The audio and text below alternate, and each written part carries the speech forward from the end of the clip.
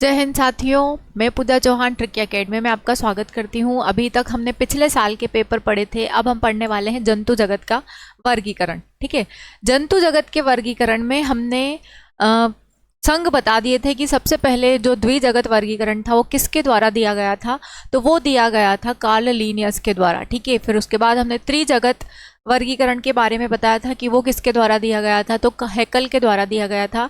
4 जगत वर्गीकरण कोपलैंड के द्वारा दिया गया था और 5 जगत वर्गीकरण आरिच व्हिटकर के द्वारा दिया गया था। उसके बाद में जंतु जगत के 5 वर्गीकरण जो दिए गए थे, शुरुआत हुई थी इसकी जंतु और पादप से। उसके बाद इसमें प्रोटिस्टा ऐड हो गया था, फिर मोनेरा ऐड हो गया था और उसके बाद में कवक ऐड हो गया था। तो इस तरीके से 5 जगत वर्गीकरण बनाए गए हैं जंतु जगत के वर्गीकरण में। और साथ ही साथ इन संघों के इन वर्गीकरण के साथ ही फाइलम भी है, कुछ संघ भी है। संघों के हिसाब से भी 11 संघ होते हैं जंतु जगत में। और सबसे पहला जो संघ था वो था पोरीफेरा। पोरीफेरा जो था वो कोशिकाओं से निर्मित था। दूसरा जो था वो था निडीरिया से या सिलेंट्रेटा। उसके पहले भी हमने पढ़ चुके हैं, हम पोरीफेरा पढ़ चुके हैं, निडीरिया पढ़ चुके हैं, निडीरिया को सेलेंट्रेटा कहते हैं, और टिनोफेरा पढ़ चुके हैं हम, प्लेटीहेल्मिन्थिस पढ़ चुके हैं। अब जो हम पढ़ने वाले हैं वो क्या है, निमेटोडा या एस्केहेल्मिन्थिस। एस्केहेल्मिन्थिस संघ को ही क्या कहा जाता है, निमेटोडा कहा जाता है। ये जो कृमि होते हैं ये कैसे होते हैं, देखिए आप यहाँ पर गोल कृमि, इनका शरीर जो है गोल गोल है और ये क्या करते हैं, ये गोलाकार होते हैं, इनको गोल कृमि कहा जाता है एस्केहेल्मिन्थिस संघ के जीवों को। इनमें जो होती है आहार नाल पूर्ण रूप से विकसित होती है। देखिए जो कोशिकाएं थी वो पोरीफेरा संघ में थी, उनके शरीर पर पोर्स पाए जाते हैं और उसी के द्वारा वो श्वसन उत्सर्जन और उनकी सारी प्रक्रियाएं होती थी। उसके बाद था निडीरिया जिसको सिलेंट्रेटा भी कहा जाता है। उसकी आकृति 2 प्रकार से होती है, मेड्यूसा और पॉलिप। मेड्यूसा में हमने पढ़ा था कि जो जेलीफिश होती है वो मेड्यूसा आकृति में आती है या आकार में आती है, और पॉलिप में जो था हमने पढ़ा था हाइड्रा आता है। ठीक है, तो ये निडीरिया या सिलेंट्रेटा संघ के उदाहरण थे।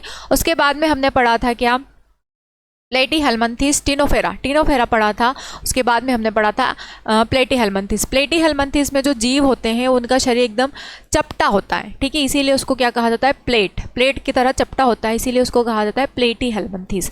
और ये चपटे कृमि होते हैं, इनको फीता कृमि भी कहा जाता था, रिबन वाले कृमि भी कहा जाता था। लेकिन इनका शरीर जो है, क्योंकि उनका शरीर चपटा होता था इसीलिए उसको ऐसा कहा जाता था, लेकिन इनका जो शरीर होता है वो कैसा होता है, गोल होता है, इसीलिए इनको क्या कहा जाता है, गोल कृमि कहा जाता है इनको। ठीक है, गोल कृमि कहा जाता है इनको। आहार नाल इसमें पूर्ण रूप से विकसित होती है। हमने पहले पढ़ा था कि पोरीफेरा में कोशिकाएं निर्मित हुई, निडीरिया में ऊतकों का निर्माण हुआ, उसके बाद में टिनोफेरा में कुछ अंग दिखाए गए, उसके बाद में प्लेटीहेल्मिन्थिस में अंगों का निर्माण दिखाया गया, और यहाँ पर एस्केहेल्मिन्थिस में पूरी आहार नाल ही बन गई है। पूर्ण रूप से आहार नाल पाई जाती है। उत्सर्जन नाल भी शरीर से अपशिष्ट पदार्थों को बाहर निकालने के लिए पाया जाता है इसमें। ठीक है, और सामान्यतः ये क्या करते हैं, बीमारी फैलाने वाले परजीवी होते हैं, जैसे कि वुचरेरिया ब्रोनकाफ्टी जो जीव होते हैं वो एस्केहेल्मिन्थिस के ही जीव हैं। एस्केहेल्मिन्थिस में ही आता है वुचरेरिया ब्रोनकाफ्टी। ये क्या करते हैं, तो इसके द्वारा हाथी पाँव यहाँ पर लिखा है कि हाथी पाँव या एलिफेंटिएसिस, जिसको फाइलेरिया भी कहा जाता है, एलिफेंटिएसिस वाहक फाइलेरिया यहाँ लिखा है, फाइलेरिया कृमि या आंत में पाए जाने वाले गोल कृमि या फिर पिन कृमि कहा जाता है। ठीक है, पूरा नाम क्या है इनका, वुचरेरिया ब्रोनकाफ्टी। इसी के द्वारा हाथी पाँव नामक बीमारी हो जाता है। ये एक प्रकार का प्रोटोजोआ है ये।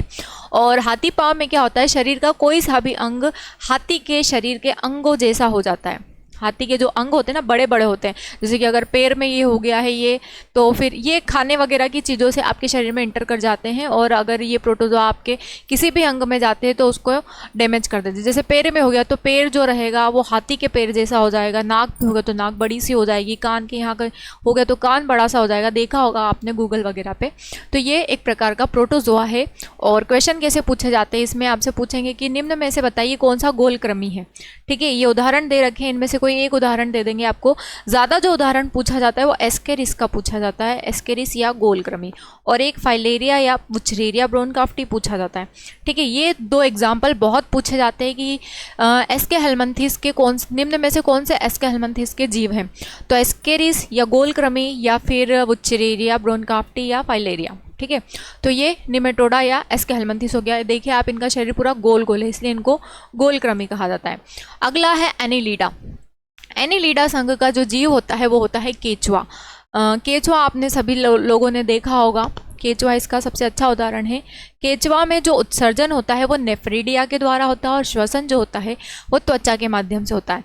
मैंने पहले भी बताया था कि केचुए में क्या पाया जाता है, केचुए का शरीर जो होता है 100 से 120 खंडों में विभाजित होता है। कितने खंडों में?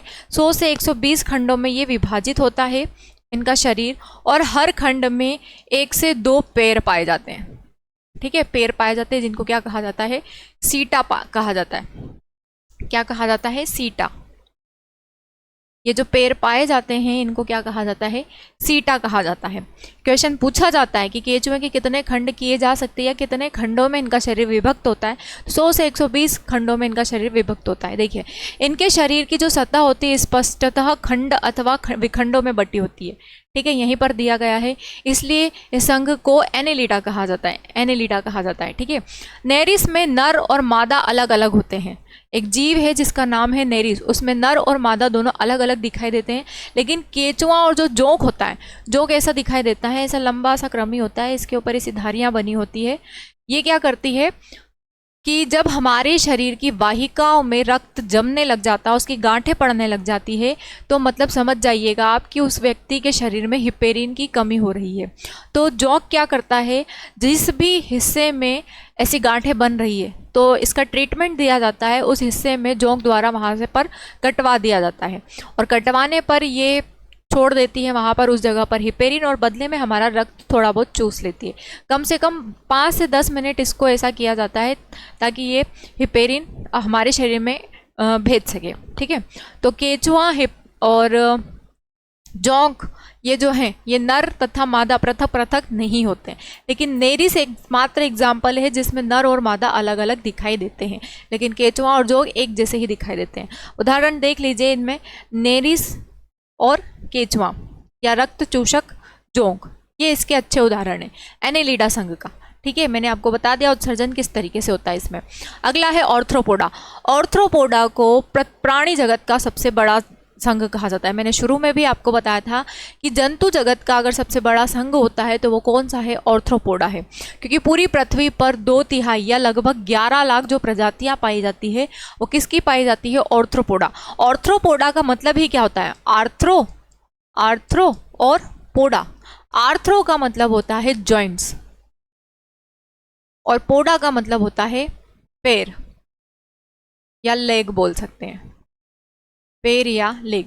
जिनके पैर जॉइंट्स में जुड़े होते हैं उन्हीं को क्या कहा जाता है? ऑर्थ्रोपोडा कहा जाता है। इनमें खुला रक्त परिसंचरण होता है, मतलब इसमें कोई रक्त वाहिकाएं नहीं पाई जाती है, डायरेक्ट ब्लड का फ्लो होता रहता है इसमें। जैसे हमारे शरीर में रक्त वाहिका पाई जाती है, इसीलिए हमारा शरीर क्या है? बंद परिसंचरण तंत्र पाया जाता है हमारे अंदर, क्योंकि धमनियाँ होती है, शिराएं होती है, मिश्रित धमनियाँ शिराएं मतलब मिश्रित वाहिकाएं होती है, तो इस तरीके से उसमें वाहिका नहीं पाई जाती, इसलिए क्या कहलाते हैं? खुला परिसंचरण तंत्र इसमें पाया जाता है। रक्त में हीमोग्लोबिन की अनुपस्थिति होती है। जैसे कि हमारे रक्त का रंग लाल होता है, वैसे ही इनका जो रक्त होता है अलग अलग होता है। ठीक है, जैसे वाइट होता है इसमें, हमारे रक्त का रंग लाल क्यों होता है? हीमोग्लोबिन के कारण होता है। लेकिन इनके इसमें क्या पाया जाता है? आर्थ्रोपोडा संघ के जीवों में हीमोसाइनिन पाया जाता है और हीमोलिम्फ पाया जाता है, साइनिन नहीं, हीमोलिम्फ पाया जाता है, और लिम्फ के कारण ही इनका रक्त कैसा होता है? सफ़ेद या रंगहीन होता है। इनके शरीर में बाह्य कंकाल काइटिन से निर्मित ढका होता है। आपने देखा होगा कोई कीट वगैरह होते हैं, अगर वो किसी दीवार पर टच हो जाते हैं या टकरा जाते हैं तो कट की आवाज़ आती है। वो कट की आवाज़ क्यों होती है? क्योंकि उनका जो शरीर होता है, बाहरी जो उनकी आकृति होती है वो काइटिन नामक कार्बोहाइड्रेट की बनी होती है, जो थोड़ा कठोर सा होता है। और इसीलिए जब कोई छोटा जानवर कीड़े मकोड़े जब मर जाते हैं तो उसके ऊपर चींटियां लग जाती है। क्यों लग जाती है? क्योंकि वहाँ पर कार्बोहाइड्रेट पाया जाता है उनकी ऊपरी परत में, तो सारी चींटियां उस कार्बोहाइड्रेट मिठास के कारण उसको खाने लग जाती है। ज़्यादा मीठा नहीं होता है, थोड़ा बहुत हल्का सा, तो वो उसको खाने लग जाती है। संवेदी अंग इसमें कैसे होते हैं? एंटीना, नेत्र, सामान्य तथा संयुक्त स्टेटोसिस्ट या संतुलन अंग आदि इसमें पाए जाते हैं। मकड़ी स्पिन रेट्स सिल्क बुनने वाली अंग की मदद से जाला बुनती है, उसके अंदर ऐसा अंग पाया जाता है जिसके कारण वो ये जाल बनाती रहती है। तिलचट्टा यानी कि कॉकरोच के हार्ट में 13 चैम्बर्स होते हैं, 13 चैम्बर्स होते हैं, इसीलिए वो इतनी आसानी से नहीं मरते। हम उनको झाड़ू मार मार के उनको मारने की कोशिश करते हैं, पर फिर भी वो उल्टे हो जाते हैं और अपने पैर हिलाने लग जाते हैं। तो वो इतनी आसानी से नहीं मरते हैं, क्योंकि उसमें 13 चेम्बर्स पाए जाते हैं उसके हार्ट में। इनके शरीर पर आगे की तरफ देखना, 2 ऐसे एंटीना जैसे इस तरीके से 2 हेयर पाए जाते हैं, ठीक है। इनको क्या कहा जाता है? Ultrasonic sound. ये इन हेयर्स के थ्रू क्या करते हैं? अल्ट्रासोनिक साउंड को ऑब्जर्व कर लेते हैं, ठीक है। आर्थिक रूप से महत्वपूर्ण कीट के उदाहरण क्या क्या हैं? एपिस यानी कि मधुमक्खी, बॉबिक्स यानी कि रेशम कीट, और लाख कीट, ये इसके अच्छे उदाहरण हैं। आप देखेंगे कीड़े मकोड़े मक्खी वगैरह ये सब किस में आते हैं? ये सब आते हैं आर्थ्रोपोडा में। जो भी मकोड़े वगैरह होते हैं, तिलचट्टा हो गया, टिड्डा वगैरह, ये सब किस में आते हैं? आर्थ्रोपोडा संघ में ही आते हैं। अगला हम देखते हैं कुछ रोग हैं जिनके कारण बीमारियां हो जाती हैं, जैसे कि घरेलू मक्खी। घर में जो मक्खी पाई जाती है उसके द्वारा क्या हो सकता है आपको? उसके द्वारा टाइफाइड हो सकता है, हैजा हो सकता है, और डायरिया भी हो सकता है। अगर आप ने कुछ खाने की चीज़ें हैं खुली रख दी है, तो उसके ऊपर अगर मक्खी लदे जा रही है, बैठे जा रही है बार बार, और अगर आपने उसको खा लिया तो आपके पाचन में थोड़ी सी गड़बड़ी आ जाएगी और आपको हो सकता है कि उसमें इन्फेक्शन हो जाए। और इन्फेक्शन के कारण यानी कि भोजन दूषित रहेगा या पानी दूषित रहेगा, तो उससे क्या हो सकता है? टाइफाइड हो सकता है, हैजा हो सकता है, और डायरिया भी हो सकता है। हैजा में भी उल्टी दस्त होती है, उसमें आहार नाल पुरी आपकी प्रभावित हो जाती है। टाइफाइड में आंतें प्रभावित हो जाती है, और जो बचता है क्या? डायरिया। डायरिया में शरीर का सभी पानी जो रहेगा वो पूरी तरीके से बाहर निकल जाएगा, उल्टी के द्वारा और लूज मोशन के द्वारा, ठीक है। अगला है रेड फ्ली। रेड फ्ली जो होता है उससे ब्यूबोनिक प्लेग हो जाता है, ब्यूबोनिक प्लेग, ठीक है। सैंड फ्लाई यानी कि बालू मक्खी जो होती है, उससे क्या हो जाता है? काला आजार हो जाता है, और काला आजार भी मस्तिष्क प्रभावित होता है। सीसी मक्खी या सीसी फ्लाई जो होती है, इससे सोने की बीमारी हो जाती है, ट्रिप्नोसोमेना कहा जाता है उसको, और ये अफ्रीकन स्लीपिंग सिकनेस भी इसको कहा जाता है। इसके अंदर मस्तिष्क प्रभावित होता है, साथ में व्यक्ति को बुखार बनी रहती है, मस्तिष्क में सूजन आ जाती है, उसका बर्ताव चेंज होता है और वो लगातार सोता ही रहता है, इसीलिए इसको कहा जाता है सोने की बीमारी। अगर कोई मच्छर खाने की चीज़ों पर बैठ जाता है तो उससे क्या हो जाता है? या व्यक्ति को काट खाता है, जैसे कि एनाफिलिस मच्छर से क्या हो जाएगा? मलेरिया हो जाएगा, चिकनगुनिया हो सकता है, डेंगू जो होगा वो एजेप्टी मच्छर से होगा। मादा, जो भी मच्छर होंगे मादा ही होगी, फीमेल्स ही होंगे, क्योंकि जो मेल्स होते हैं वो अपना न्यूट्रिशन किससे ले लेते हैं? वो गंदगी से या कूड़े करकट के वहाँ से अपना न्यूट्रिशन ले लेते हैं। लेकिन मादा मच्छर जो होती है उनको अपनी लाइफ को सर्वाइव करने के लिए क्या चाहिए? ह्यूमन ब्लड चाहिए, मनुष्य का रक्त चाहिए, इसीलिए वो मनुष्य का खून चूसते। तो जितने भी मच्छर आपको काटते हैं वो सारे फीमेल्स ही होते हैं, ठीक है। मादा ही मच्छर होते हैं, वो भी अलग अलग प्रजातियों के होते हैं। उसके बाद है बेड बग से क्या हो जाता है? टाइफस बुखार हो जाता है, ठीक है। अगला जो हम देखते हैं कौन सा है? मोलस्का जो संघ है ये जंतु जगत का दूसरा सबसे बड़ा संघ है। पहला जो संघ था वो आर्थ्रोपोडा था, और दूसरा जो सबसे बड़ा संघ है वो क्या है? मोलस्का। आपने देखा होगा घोंघा, ये बारिश के समय में गमले वगैरह के पास में या जो गीली जगह होती है वहाँ पर पाया जाता है।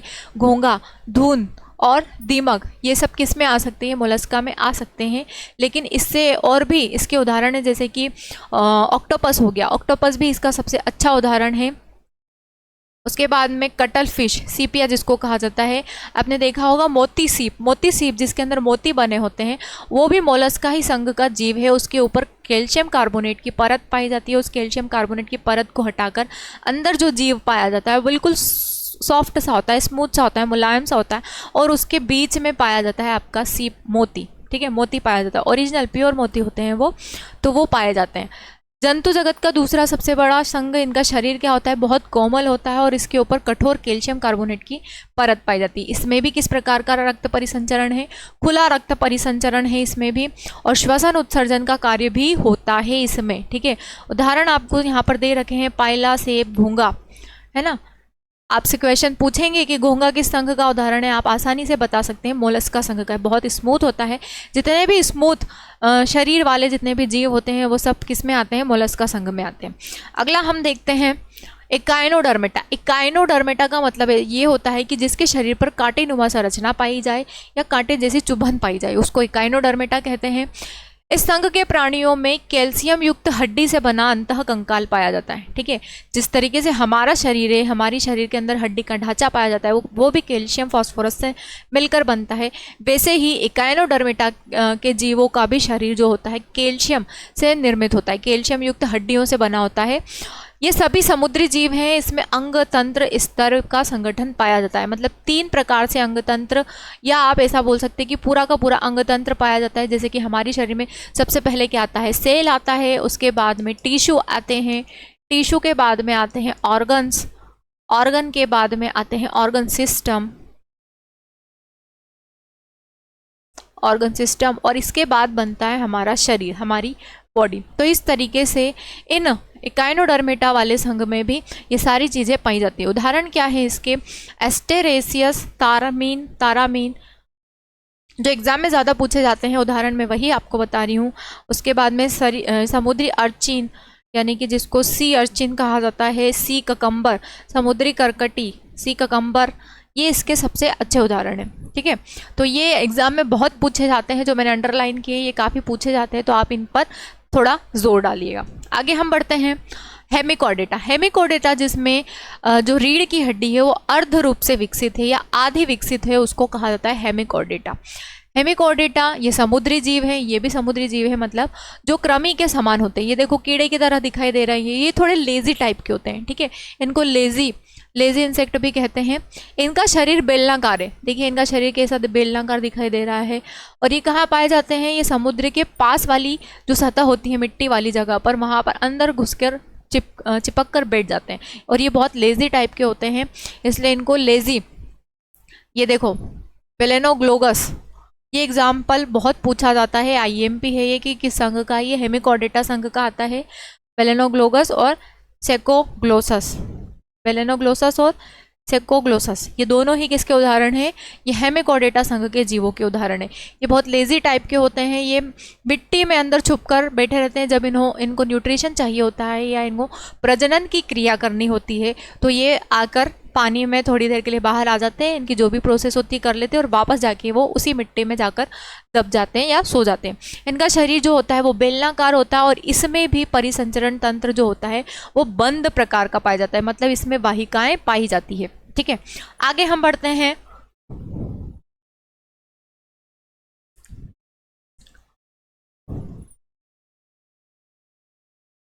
कॉर्डेटा संघ आएगा इसके बाद में। और कॉर्डेटा संघ में जो पहला संघ है वो क्या है, पिसल्स या मत्स्य बोल सकते हो आप।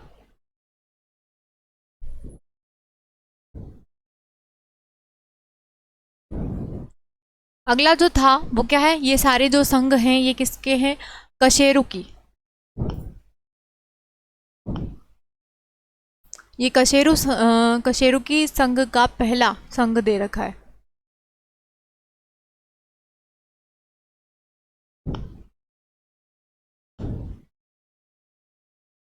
या इसको कहा जाता है कॉर्डेटा, क्या कहा जाता है, कॉर्डेटा। कॉर्डेटा संघ में पहला संघ क्या है आपका, पिसेस या मत्स्य। देखिए इनका जो रक्त होता है ये कैसा होता है, इनका ठंडा होता है। जितने भी प्रकार के समुद्री जीव होते हैं इनका रक्त कैसा होता है, ठंडा। लेकिन इनकी तासीर, इनके जो मांस की तासीर होती है वो कैसी होती है, गर्म होती है। इसके अंतर्गत क्या क्या आ सकता है, इनके हृदय में कितने कोष्ठक होते हैं, मछली के हृदय में तो कोष्ठक पाए जाते हैं। इनका खून कैसा पाया जाता है, ठंडा पाया जाता है। इनमें श्वसन के लिए क्या पाया जाता है, मछलियों में या जितने भी प्रकार के जलीय जीव होते हैं उनमें श्वसन के लिए गिलफड़े पाए जाते हैं। और जितने भी प्रकार के जलीय जीव होते हैं वो अमोनोटेलिक, अमोनिया के रूप में उत्सर्जन करते हैं, इसीलिए इनको कहा जाता है अमोनोटेलिक। इनका खून ठंडा है लेकिन इनका जो शरीर है वो गर्म होता है। ठीक है, इन्हें पाइकिलोथर्मस कहते हैं। लैंगिक अंग जो होते हैं इसमें लैंगिक अंग अलग अलग होते हैं, जहर पाया जाता है इसमें। और उदाहरण के लिए सबसे अच्छे उदाहरण क्या क्या हैं इसमें, डॉग फिश हैं, हिपोकैम्पस है जिसको समुद्री घोड़ा भी कहा जाता है, गंबूसिया को मच्छर मछली कहा जाता है, मॉस्किटो फिश यहाँ पर दे रखा है, स्टोन फिश, लेबियो यानी कि जहरीली, लेबियो एक्सोकोइटस उड़ने वाली मछली होती है ये, torpedo priestess, shark beta, fighting fish जिसको कहा जाता है। तो ये जो होती है शार्क बीटा, इसमें एक भी हड्डी नहीं पाई जाती है। ठीक है, और ये बहुत लड़ाई करती है, अगर आप इसको पकड़ने जाओगे तो ये भिड़ जाती है आपके साथ में, इसीलिए इसको फाइटिंग फिश कहा जाता है। तो ये सभी मछलियों के गुण हैं। वैसे तो पिसियस जो 5 संघ हैं वो 5 संघ कौन कौन से हैं, फिश है, पक्षी है, ह्यूमन है, एम्फीबियन और रेप्टाइल्स है। ठीक है, ये 5 संघों में विभाजित किया गया है कशेरुकी संघ को या कॉर्डेटा संघ को। आगे बढ़ते हैं हम एम्फीबियंस यानी कि उभयचरी जीव। उभयचरी जीव वो कहलाते हैं जो कि जल और स्थल दोनों पर पाए जाते हैं, उन्हें उभयचरी जीव कहा जाता है। इनके हृदय में कितने कोष्ठक होते हैं? तो 2 कोष्ठक होते हैं। जलीय जीव या मछली के हृदय में कितने कोष्ठक थे? 2। केवल मछली के हृदय में 2 कोष्ठक होता है, एक आलिंद और एक निलय। लेकिन यहाँ पर क्या है? 3 कोष्ठक है। यहाँ पर 2 आलिंद और 1 निलय है। 2 ऑरिकल एंड 1 वेंट्रिकल है। इनका रक्त भी कैसा होता है? ठंडा होता है। और इनमें जो श्वसन होता है वो अलग अलग स्टेज में अलग अलग अंगों के द्वारा होता है। जैसे कि यहाँ पर दे रखा है त्वचा, तो त्वचा से वो श्वसन कब करते हैं? जब वो सुप्तावस्था में रहते हैं या हाइबरनेशन स्टेज में रहते हैं, जैसे कि धरती के अंदर छुपकर बैठे रहते हैं सर्दियों के मौसम में या गर्मी के मौसम में, तब वो त्वचा के माध्यम से श्वसन करते हैं। गिल्स के थ्रू जब वो टेडपॉल के फॉर्म में होते हैं या लार्वा के रूप में पाए जाते हैं, तब वो गिल्स के थ्रू श्वसन करते हैं। और जब बारिश के समय पर वो बाहर आ जाते हैं धरती से, तब उसको एडल्ट स्टेज या वयस्क अवस्था कहते हैं। उस अवस्था में ये फेफड़ों के द्वारा श्वसन करते हैं। इनमें भी लैंगिक अंग जो रहते हैं वो अलग अलग होते हैं। उदाहरण के लिए टेडपॉल्स यानी कि छोटा बच्चा मेंढक का, और राणा भी कहा जा सकता है, हाइला, सालमेंड्रा, ये इसके उदाहरण है किसके? उभयचरी जीव के। ज़्यादा जो क्वेश्चन पूछे जाते हैं वो इनसे पूछे जाते हैं कि इनका हृदय कैसा मतलब कितने कोष्ठक होते हैं, रक्त कैसा होता है, श्वसन किससे करते हैं। ये 3 पॉइंट बहुत पूछे जाते हैं। रेप्टाइल्स, ऐसे जीव जो धरती पर या ज़मीन पर या कोई भी सतह पर रेंग कर चल रहे हैं, उन्हें क्या कहा जाता है? सरीसृप कहा जाता है। इनके हार्ट में भी कितने चैम्बर्स होते हैं? 3 चैम्बर्स होते हैं। इनका रक्त भी कैसा होता है? ठंडा। मत्स्य वर्ग के भी ठंडा रक्त था, एम्फीबियंस यानी कि उभयचर का भी रक्त ठंडा था, और सरीसृप का भी रक्त ठंडा ही है। इनमें भी जो लैंगिक अंग होते हैं वो अलग अलग होते हैं, और इसमें आंतरिक रूप से निषेचन होता है। उदाहरण के लिए क्या होगा इसमें? टर्टल्स यानी कि कछुआ। अब आप बोलेंगे कछुआ तो जल में पाया जाता है, समुद्र में पाया जाता है, फिर ये यहाँ कैसे आ गया? लेकिन वो रेंग कर चलता है, इसीलिए किसी में आएगा ये आएगा सरीसृप में। कछुआ हो गया, स्नेक, किंग कोबरा हो गया, ये सब क्या है? ये सब इसके एग्जाम्पल है। मगरमच्छ जो है ये उभयचरी जीव का अपवाद है, क्योंकि ये कहाँ पाया जाता है? ये सरीसृप में पाया जाता है। आप बोलेंगे मगरमच्छ तो जल में भी पाया जाता है, स्थल में भी पाया जाता है, तो वो तो उभयचर में आना चाहिए। लेकिन नहीं, मगरमच्छ जो है थोड़ा रेंग कर चलता है, वो किस में आता है? सॉरी, मगरमच्छ जो सरीसृप का अपवाद है। ठीक है, मगरमच्छ जो है वो सरीसृप का अपवाद है, और इसके हार्ट में कितने चैम्बर्स होते हैं? 4 चैम्बर्स होते हैं, यानी कि 2 ऑरिकल और 2 वेंट्रिकल। चलो आगे बढ़ते हैं हम। जहरीली छिपकली जो है इसका उदाहरण है। अगला है एव्स यानी कि पक्षी, जो आकाश में चरने वाले या आकाश में उड़ने वाले जीव होते हैं, उनको एव्स या पक्षी कहा जाता है। इनके हार्ट में कितने चैम्बर्स होते हैं? 4 चैम्बर्स होते हैं। और जो श्वसन होता है इनमें फेफड़ों के माध्यम से होता है, और उत्सर्जन जो होता है वो यूरिकोटेलिक होता है। यूरिकोटेलिक होता है, और किडनी पाई जाती है इसमें।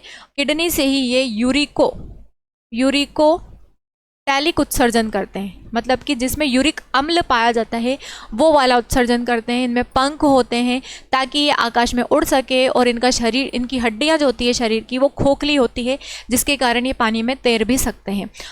इनका रक्त जो होता है वो कैसा होता है? रक्त गर्म होता है, और इनका शरीर भी गर्म ही होता है। उदाहरण के लिए क्या आएगा? शुतुरमुर्ग, कौवा, कबूतर, तोता, मोर आदि पक्षी। ठीक है, आगे हम बढ़ते हैं। नेक्स्ट जो है वो क्या है? मैमल्स। मैमल्स में कौन आता है? हम लोग आते हैं, कुत्ते बिल्ली आते हैं, गाय भैंस, ये सभी किसके अंतर्गत आते हैं? ये मैमल्स या स्तनधारी जीव में आते हैं। चमगादड़ भी हो सकता है। ठीक है, जिन भी जीवों में दुग्ध ग्रंथियां पाई जाती हैं उनको क्या कहा जाता है? उनको मैमल्स या स्तनधारी या स्तनपाई जीव कहते हैं। इनके हार्ट में कितने चैम्बर्स होते हैं? 4 चैम्बर्स होते हैं इनके हार्ट में, और इनका रक्त जो होता है वो गर्म होता है। ठीक है, इनमें उत्सर्जन जो होता है, उत्सर्जन कैसा होता है? यूरियोटेलिक मतलब कि यूरिया के रूप में इनमें उत्सर्जन होता है। यूरिया के रूप में इनके शरीर में उत्सर्जन अंग क्या होता है? किडनी होती है हमारे शरीर में उत्सर्जन अंग, वृक्क या किडनी। वृक्क को ही क्या कहा जाता है? किडनी कहा जाता है। तो किडनी पाई जाती है, किडनी को ही गुर्दा भी कहते हैं, गुर्दा।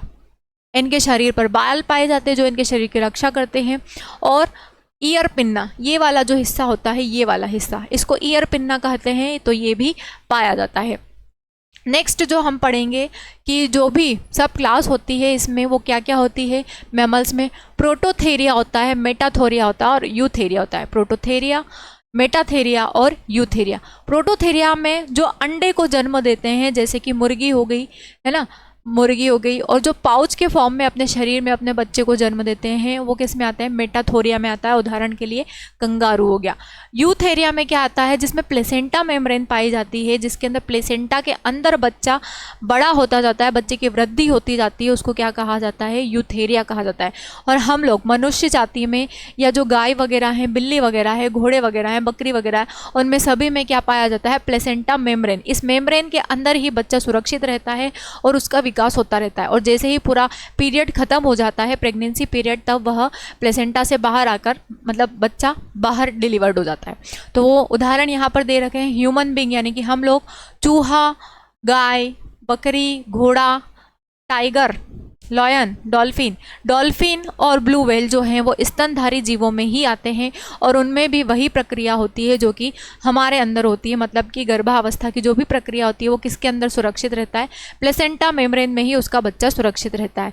सबसे बड़ा जो स्तनधारी होता है, वो सबसे बड़ी स्तनधारी फिश, केट, फॉक्स वगैरह। सबसे छोटा स्तनधारी क्या है, चमगादड़ है।